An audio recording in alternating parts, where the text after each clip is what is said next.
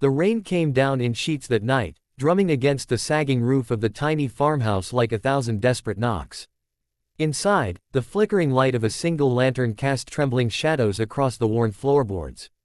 Sarah Hayes stood by the window, clutching her baby boy close, whispering softly to soothe his cries. Her eyes, red from exhaustion and grief, lifted when she heard the sound of approaching hooves through the storm. For a moment, she froze. No one ever came out this far, not since her husband died last winter in a logging accident. The world had turned its back on her, and she had learned to live quietly, surviving off scraps, selling eggs and sewing clothes for a few coins. Then came the knock. 3 firm raps on the door. Sarah's heart pounded. She wrapped her shawl tighter and opened it just enough to see the figure outside, a tall man in a drenched coat, hat dripping rain, his horse trembling behind him. His voice was deep, calm, and warm despite the storm. "Ma'am, I'm sorry to trouble you. My horse threw a shoe down the road. Could I take shelter for the night?" Sarah hesitated, but something in his eyes, kind, steady, not the eyes of a threat, made her nod. "Come in, sir." He stepped inside, tipping his hat respectfully. "Name's Luke. Luke Carter." "Sarah Hayes," she replied softly, setting the baby in a cradle by the fire. As Luke warmed himself, he couldn't help but notice the cracked walls, the empty shelves, and the faint scent of smoke that spoke of a fire barely kept alive. Yet there was dignity in the way Sarah moved, caring for her child, tidying the table, offering him tea made from the last of her herbs. They talked a little, careful, polite words between two strangers. He told her he was a drifter looking for ranch work. She said she was a widow trying to keep the farm from being taken by the bank. But as the night went on, another sound cut through the storm, the rumble of a wagon outside, followed by angry voices. Sarah's face drained of color. "Oh no, it's Mr. Duggan." Luke frowned. "Who's that?" "The landlord," she whispered. "He's been demanding payment I don't have, and threatening to take the farm if I don't find a way to make it right." Before Luke could respond, the door swung open without knocking. A heavy-set man with a sneer stepped in, wiping his boots like he owned the place. "Evenin', Widow Hayes. Thought I'd check if you've come to your senses yet." Sarah instinctively moved closer to her baby, trembling. "Please, Mr. Duggan, I just need more time." He laughed cruelly. "You said that last month. Maybe you need a man around here. Someone like me." Luke stood up slowly, his presence suddenly commanding. "She's not alone," he said firmly. "Her husband's right here." Duggan blinked. "Husband?" Sarah's breath caught. Luke gave her a quick, steady glance, a silent question. She understood instantly and nodded faintly, her heart racing. "That's right," she said, voice shaking. "My husband's back." Dugan's smirk faltered. "Well, I'll be damned." Luke stepped closer, towering over him. "You best leave now, before I forget my manners." The landlord muttered a few curses, glaring between them, but something in Luke's eyes, cold steel beneath the warmth, made him back down. "Fine. But you'd better have that payment next month." When the wagon finally rolled away, the silence in the room felt heavier than before. Sarah turned to Luke, tears filling her eyes.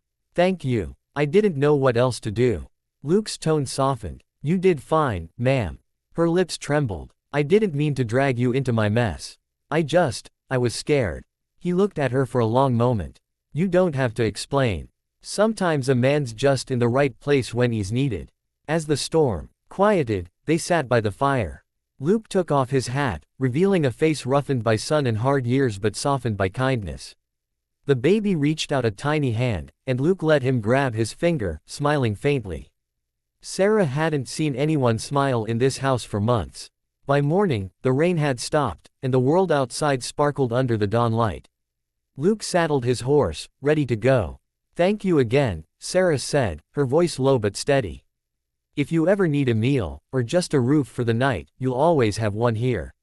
He nodded. "I might take you up on that." But before he left, he slipped something small onto the table, a folded piece of paper.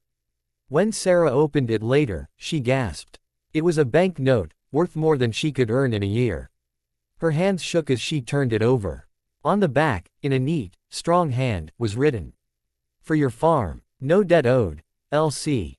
Confused, she hurried outside, but he was already gone. Weeks passed. Sarah used the money to fix the roof, buy feed, and keep the farm running. The neighbors whispered about her luck, but she never told them about the stranger. Then, one bright afternoon, a carriage rolled up the dusty road. A man in a clean hat and polished boots stepped out. It was Luke, but not the drifter she'd known. He wore fine clothes, and behind him were men unloading supplies. "Luke," she whispered in disbelief. He smiled. "Didn't tell you everything that night. I own the Carter Ranch, few miles south of here. I came up this way looking for a foreman, not expecting to find," he paused, meeting her eyes, "someone worth more than all the land I've got." Sarah's heart thudded. Why would a man like you help someone like me? He took a slow breath. "Because I was raised poor myself. I know what it means to fight for a piece of land, to lose sleep over a child's next meal. And because that night, you showed me something money can't buy, bravery and heart."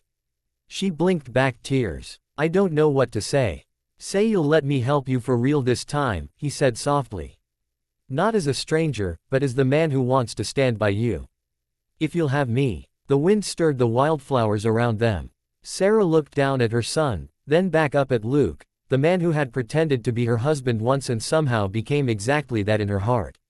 A smile broke through her tears. "Yes, Luke, I'd like that very much." He reached for her hand, and for the first time in years, the little farmhouse felt like a home again, filled not with fear or emptiness but hope. Message. Sometimes, the people who enter our lives by chance are the very ones sent to heal the places we've forgotten to believe in. Love doesn't always come dressed in riches, it often walks in during a storm, offering nothing but kindness and courage.